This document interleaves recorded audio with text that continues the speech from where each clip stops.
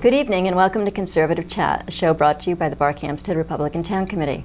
My name is Juliana Simone, and my guest this evening is Bob MacGuffie, who is the co-founder of Right Principles, and he is also the organizer in the 4th District for the Tea Party, and grassroots, right? Indeed.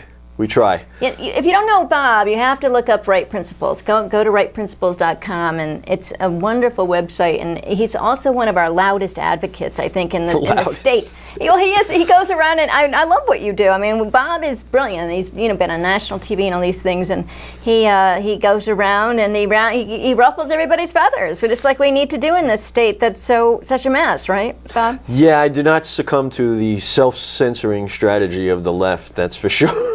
No. Well, you have to get out. You have to stand up and push back. It's the last thing they want, and it's the first thing we need to do, and we need to do it in every forum available, whether it's be a school board, town council, or a town hall, or in a hearing in the Capitol. So that's correct. And Bob is in the 4th District congressionally, so you've been hoping to get Jim Himes out for some time, right? Indeed, since he's gotten in. I mean, he was only in office for 3 months and had already. No, he was in 4 months and he had already voted for $3 trillion of new federal debt in his first 4 months in office. So we knew what he was all about coming right out of the box, and we have challenged him in town halls and other venues, ever since the fall, since the spring of '09. Right, and he almost got beaten, right, by former State Senator Dan DiPasella, who is taking him on again. And it was really that whole Bridgeport debacle that, gave Malloy the governor's seat over Foley that also, people believe, allowed Himes to win again and Dan not to get that congressional seat. Well, Himes lives off the 3 cities in the district, particularly Bridgeport, and there's a ground game of get out the vote, and all kinds of other shenanigans go on. And there he will lose. There's 17 towns in the 4th District, and Himes will lose 12 or 13 of them, and as long as he gets Bridgeport by enough, he gets in. So the proof is in the pudding there, and you know exactly what his strategy is, and if he thinks that's representing the 4th District, it's really not. But he does manage to win. He has won the last 2 elections, and we'll be after him again this time. And I like Dan. He's a self-made man. He was, when I was working at the Capitol, he was a new state senator there, and I like that he put himself through college and was the first person in his family to finish college and all those things. So he's a hard-working man, and we'll wish him the best. I don't know if he has other challengers, does he? Yeah, John Shaban is the state representative from Reading, and he's a very good candidate. Okay. He's conservative, and he is a good candidate. He really connects with people. He's very good on his feet and relates well to people. So we'll be watching that situation. I don't think we have a shortage of candidates in the Republican Party. I mean, the 5th couldn't have been more crowded last time. This time we got somebody good, and he's on the pole position right now, that's for sure. It looks like, Bob and I go way back with Mark Greenberg. We're talking about Mark Greenberg from Litchfield, and I was his field director the first time out when I had to almost beg and plead people to let him come to the meetings and introduce himself, or they just, we couldn't get him a delegate at the convention, and Bob came up to meet with him and liked him, but now, this is his 3rd time running, and he did well in the convention last time. That he eventually went to Andrew Rohrbeck, who was kind of his opposite. Andrew was a long-sitting state senator, never missed a vote. But SC still won, and so now it looks like Mark Greenberg's finally going to get that nomination he's always wanted at the convention and be her challenger this time. Well, he's earned it, and he's been around the track. This is the 3rd time, so that certainly means he's got a ground game. He's got connections. He's got activists in all the towns. He's got a lot of support, and that's a wave that's moving forward behind him, and he deserves this shot. And I think John McKinney's endorsement of him that was yesterday. Yeah. Yesterday shows that McKinney at least agrees and gives him the credit for hanging in there and building that organization, and give him his shot. So I think it's an interesting experiment, is what I tell. I know people on both sides, the Tea Party people and our conservatives, and then our insiders from working at the Capitol. And I think that I tell everybody I think Mark's race is actually an interesting experiment because we had, and it's one I want to see done because, I mean, the argument is always, like Rush Limbaugh and all those people, they all say, and I like Rush and I listen to him, but their argument is always that you have to put up conservatives to overthrow these liberals and win these elections. But then I always wondered, well, is that only true in red states and not blue states? And so we tried the moderate last time, who had an amazing record, Andrew, but he still lost to ST. So maybe they were too similar. No, and so people preferred the female version or the Democrat version. I don't know. Republicans have tried the moderates time after time after time. I mean, since '06, they've been losing seats. They lost in '08. They lost Shays, who did himself in by becoming more like a Democrat as time went on, with both his voting record and what he had to say for himself. You need to put up an opposing candidate with an opposing approach on just about everything.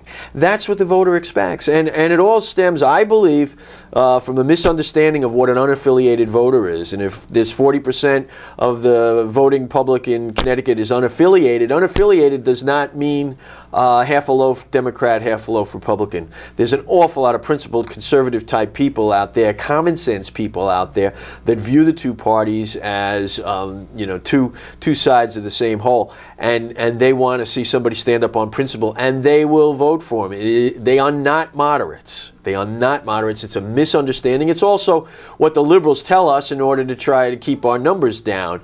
Anything the liberals are saying, it isn't for our good. It's to benefit and forward their agenda. So we believe that if you put up a good, strong conservative that offers an alternative path and takes the other side on and exposes the liberals for what they are, that will draw out interest in the race, it will draw out the independents, and you can prevail. And you'll certainly have your base, and you must have your base in order to prevail. I look forward to seeing this. It is the test. It is an interesting experiment. It is and the test. I have to say, too, that reading the press release that was sent out by Greenberg's campaign about John McKinney, he's the Senate minority leader for the Republican Party downtown, reading through it, it was clear in the wording that the most they have in common are fiscal issues. And I mean, that makes sense that it would be fiscal issues that they had in common more than social ones. And so I think mostly they just stressed that each would be effective, McKinney in the governor's seat if he were to win that, and Greenberg in Congress if in terms of slashing budget and cutting budgets and cutting spending and things like that. And not being corrupted by the process when he gets down to Washington. I trust that Mark will be true to his principles when he gets down there. I just couldn't imagine him doing it any other way. And I think the third time's going to be the charm for him. We're certainly going to I hope help. So. What I always tell Mark is, because again, we've known him for so long, and I spent so much personal time with him just driving through 41 towns too. But I'd get a lot of feedback from my insider people, that were more behind Sam Caligiuri at that time, who was a state senator.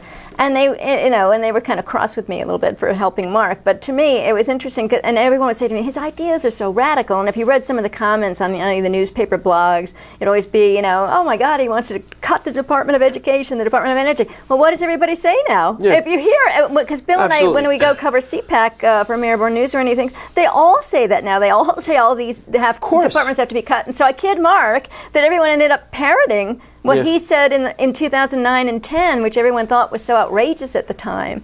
They all mimic him now. Absolutely. There's nothing radical about that. You have to step back, and nobody who's been in politics for a long time bothers to step back and look at the picture. The federal government has no business in education. There's no charter for it. They were not given those powers. They've taken them. And what do? They force the same regulations and standards in education on 50 states, and if they're wrong, all 50 are going to be wrong. And the founders had it right. You have 50 states. There's 50 different laboratories. Let's see which states come up with the best programs and the best strategies for educating kids, and the others will copy it. It's a beautiful model if you'd let it work. But the Congress and the executive have usurped those powers from the states, and they need to be turned back. There's nothing radical about that. Yeah, I agree. There just really is not. They're really infringing more and more on the states, the states' laws. I mean, that's the main thing about what our movement's about. It's about limiting federal power and returning to the states the powers that are vested in them. That's really what the Tea Party is all about. Let the states decide individually what they're going to do.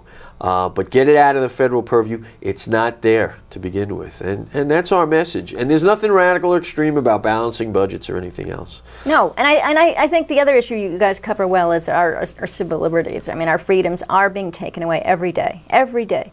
It's worse. I mean, now they have things that are going in our cars, like they can just stop your car when you're driving. They can employ your airbag. The Xbox has the camera in it that has a motion detector in your home now. It can record everything that goes on in your home. Really? This new Xbox everyone's buying. They don't tell you that. But so I'm not going to be buying one of those. The new PlayStation 4 too, that can record what you're doing. It has a motion sensor what you're doing in your. And they think it even might all tie into the Obamacare, so that if you tell them that you don't have this or you don't, they can just go look in your house and see that you are doing these things. George Orwell had it all figured out. It really is. In the 1940s, he had it all figured out. I read that book in the mid 60s, and you put an eye on that, and then you watch things develop, and you say, "Wow, it's moving in the direction Mr. Orwell indicated." It is really creepy. Well, it is, absolutely. I mean, I got my computer, I got my last laptop, and it came in with a built-in camera. Yep, the first thing I did is take a piece of electrical tape. Me too. I have the same electrical tape.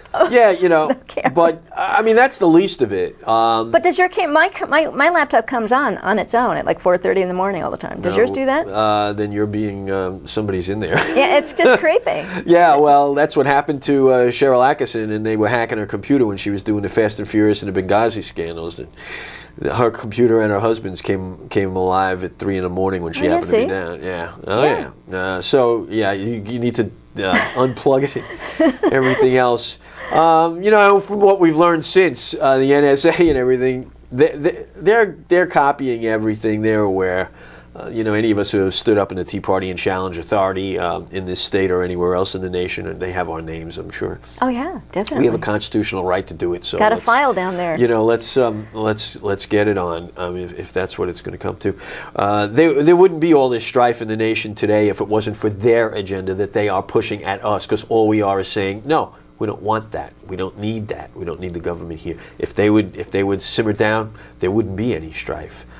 They're creating it all themselves, and they're living off it. It's just amazing to me that Obama was elected a second term. I just I did not expect that. Well, a lot of people just aren't looking close enough. They just can't. The uninformed voter, Rush. Yeah, well, I mean, they listen to what he says rather than looking at what he does. Yeah. Or his background. Just read his biography. You wouldn't vote for him, but most people don't read his biography. It's all right there. What the man spent his time doing in his adult life and his adolescent life. Well, it was a very cushioned life, too. Very privileged. In a sense, yeah, it was. Well, but he's been surrounded by Marxists since he was a teenager. Yeah. He was given an official mentor who was a Marxist with an FBI file by his grandparents. And, he worked for Marxist organizations in Chicago, organizing community. People would just, it's been a life of agitation, and now he's doing it on a national basis. And all you need to do is just observe it. It's here. I know. I'm just hopeful that. And do you think our municipal elections we just did well here in Connecticut? But I wonder because traditionally the Republican Party in the state of Connecticut always does best in the municipal elections, and we have the most mayor seats or first selectman seats, the most board members. So I'm wondering if that was just a continuation of that process, or is that a sign that there's a glimmer of hope here in Connecticut that our voters are getting wiser and want more Republicans elected? Well, what I think it is, they'll vote for Republicans in their local elections because they tend to think they know who that person is. But they believe the propaganda on the national basis that the national liberals say about the Republican Party, so they won't vote for the federal Republicans. And I've heard them make those distinctions. I've heard them being interviewed coming out of the voting booths. I've heard, and there's a lot of that going around. We live in a propaganda state, and you have to realize it. That the network news and many of the major papers and all the rest of it, they are pushing a liberal agenda, and they are both slanting, shading, and lying about what's going on. every day, and they're setting the agenda, and they're covering the items that they want to cover and calling it news, when there's a lot more going on in the country that warrants covering, that you really only can see if you follow it on the internet and get information sent to you by first-person reports, things that have happened to people. Yeah. And there's some pretty nasty things going on in the country. So let's talk about, now we put up on the Marylebone News Network a press release of yours recently. I loved it, where you challenged Governor Malloy to a debate. Yeah. So talk to me about that. Well, he went to the Jefferson Jackson Bailey dinner in early November, and he took the opportunity when he was there in the comfortable confines of nothing but Democrats to rail against and launch a tirade against the Tea Party for some reason. His record is abysmal in this state. It's all a Democrat record. They've passed the budget they wanted without any Republican votes. He's been running the state for the last 2 years, and the results are not good. He raised taxes $1.5 billion, and he's still $1 billion short in the budget. So folks like that tend to strike out and create a boogeyman somewhere. And because of the national press and the national liberals have totally pasted and disparaged the Tea Party name through lies, deception, and misrepresentation, it's handy tar baby to tar everybody with. And so he set out to do that, saying that we were trying to wreck the economy for our own political purposes, whatever that is, and that we don't care. That's an odd statement. We don't care about people. We don't care about the poor. And then he finally wrapped it up by saying we were barbarians at the wall. And I thought that was pretty telling, at the wall. So he's inside the wall in the castle, and the rest of us are outside. The man has no idea how many people who are his constituents in the state agree with Tea Party principles, even though they are confused with a lot of the propaganda around the Tea Party. So I thought I would offer him an opportunity in public to understand what the Tea Party's all about, and I'd be happy to debate the man anytime and any place if he'd like to come out, and we could discuss the appropriate role of government in a free society. I'd be more than happy. I'd love to see it. Yeah. I honestly don't think it'll happen, but I would love to see you in the Malloy debate. Yeah, it would be fun. I do agree with you that the Tea Party is just smeared terribly. It's and you guys have this reputation, and I don't think that's very authentic. Sarah Palin's a good example of that on a federal level. She was a punching bag for the media. They always isolated some statement of hers or distorted it and made her seem like some extremist or radical. And I've seen her in person now a few times and covering things, and she's wonderful. Oh. She's intelligent, full of enthusiasm. She's great leadership spirit. Yeah, it's too bad, and it's funny because again, it's more a hypocrisy of the liberals, because they always say that they always say you can't, with the politically correct speech and all those things, you can't say this, you can't do that. Yeah. But then it's okay when they do it. Big time. They can smear you guys and call you guys racists and anti-Semites or homophobes or whatever, all the things. These and we had to take the lecture for several weeks following the Gabby Giffords shooting, like we were the ones that do it. No, it's a leftist tactic. And what I just wish the average person out there would do is just look at what's going on. It's quite obvious these people are completely duplicative, and they're the ones that are conducting all of these subversive acts, not the Tea Party, and they're smearing us. But of course, we're a threat to them. They know exactly who we are. We're average people who have had enough and came out and stepped out on the playing field in early '09. And we're not going away, and they know it. Yeah. And they've done everything they can to subvert even your us. taxes. Yeah, they screwed with everyone's taxes, right? Yeah. They hassled everybody that had any kind. Well, they wouldn't approve the Tea Party groups for 501c4s. We weren't seeking tax-exempt status. We were just seeking legitimate status, that we had a group that could open a bank account and collect funds to push, advocate on issues. And so they've held that up, and they were exposed doing that. And that's what these people are all about. And they need to be exposed, and the average person needs to see it. And I think Obamacare is going to be the vehicle through which the average person does understand exactly what the leadership of their government is all about. And it's about controlling their lives. And I think most people will stand up and say enough already. Right. That's been covered to death, the affordable health care. I'm not the best person to talk about it because I haven't had insurance most of my adult life, but I just write checks, you know. So the only time I did have it and it came in handy was when I had my son. But other than that, we had a high deductible. We just gave them a large check every month that didn't alter our doctor visit payments, and we never collected because it was only kind of the catastrophe insurance if, God forbid, you're in a car accident that's, you know, very damaging, or you have a heart attack or something. So we just paid them money. That's when I agree with the Social Security, the health security, the accounts that Bush used to talk about. HSAs, because you know, if I looked back at it, all those years we wrote a $400, $600 check and got nothing for it and just paid it every year, and with no payoff. That I'd rather have that money sitting in an account that you could just write that check for that tragedy if it happened. And their tax deductible expenses in an HSA account.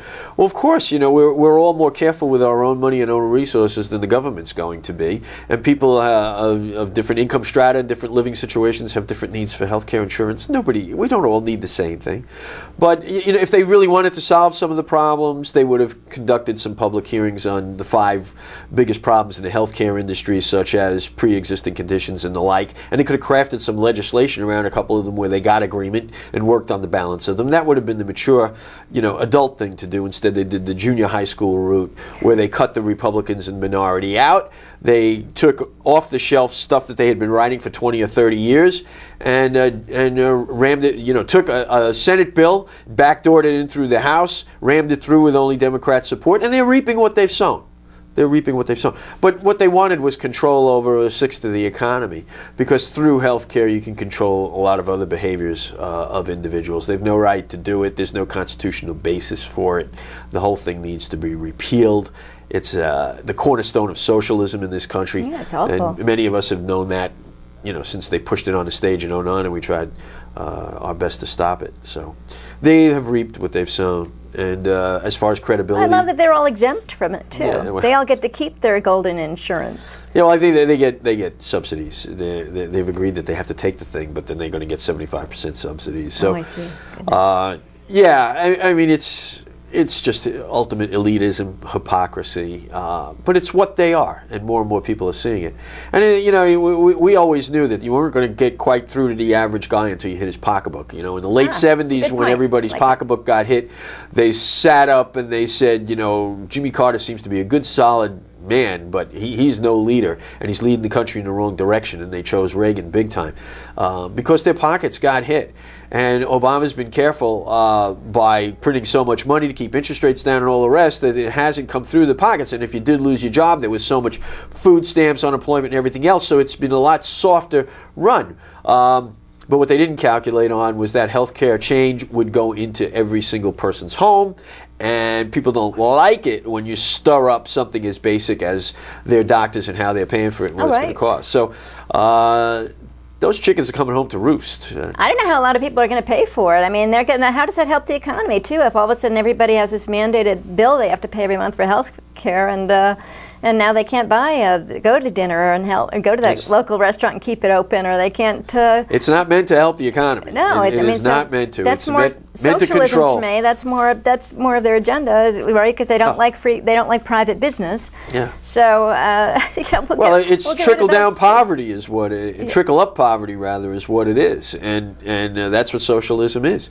Because under the guise that everybody deserves something, that's just about what everybody gets, a little something. So if you strive in life, or you're more successful, you're more serious about your life and make smart choices, you can't do any better for yourself. You're locked into the health care that they're willing to offer. It's diabolical. It's not going to succeed. It's not going to succeed. But we had our easiest chance to turn this all back last November, and we didn't take it, so now it's going to be a little more painful to turn this thing back. I agree. Thank you. That's brilliant commentary, by the way. Like I said, Bob is the best. You got to go to rightprinciples.com. He's just amazing.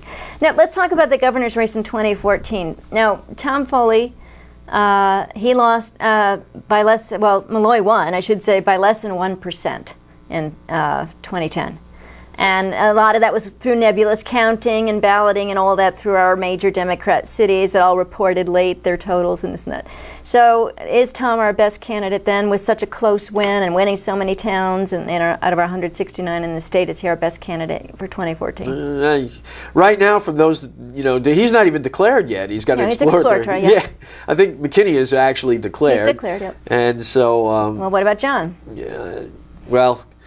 John was doing all right until he found that he thought he had a lead on gun control. So he's crossed off a large part of the conservative base with that move, which he's a moderate like Andrew Rohrbeck. Continues to confound me. Well, he came out in 11 when Malloy teed up his budget. He was going to negotiate on that thing, and a lot of us stood up in his town halls and said, "No, fight it." And he did turn around and he fought it, and he fought everything. Fiscally against Malloy from there on, which I thought was pretty good show. They held the Senate Republicans together against the budget and against many other things Malloy sent down the pike, which I thought he was doing well. And then a tragedy, unfortunately, he stepped into a leadership role in that gun bill here, and that's hurt. That's hurt him. So I'm looking towards Foley.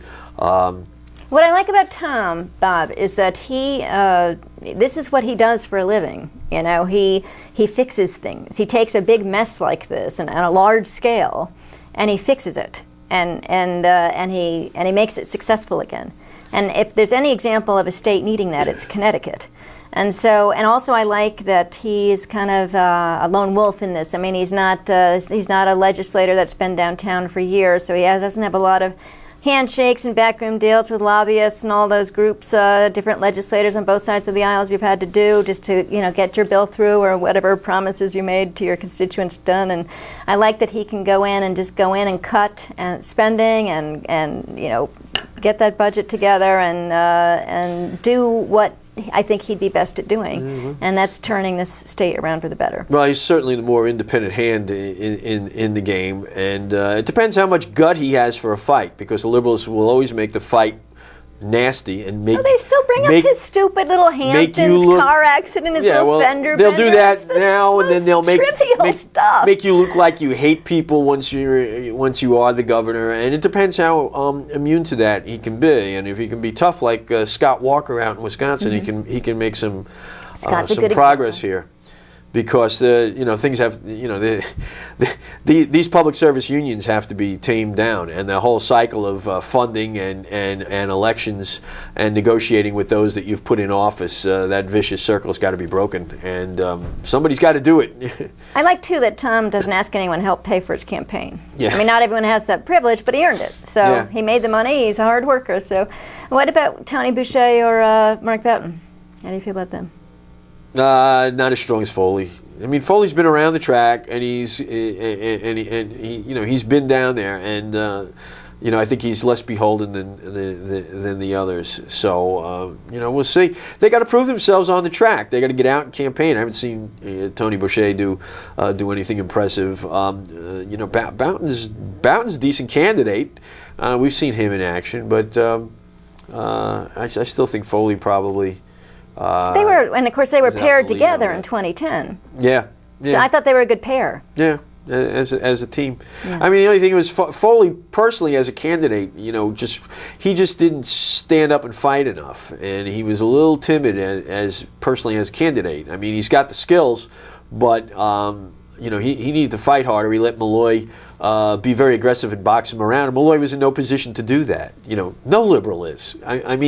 No liberal is. You can rip the bark off any of them, and you need to go out and proceed to do that. I agree, Bob. You know what? I think the bottom line is any Republican would be the best choice for governor in 2014. So I want to thank Bob for coming, and please check out his website, rightprinciples.com, and if you feel strongly about some of the grassroots principles or the Tea Party goals, send Bob an email. Right? How can they reach you, Bob? BobMack@rightprinciples.com. That's great. So thanks for coming. Oh, thanks for having me.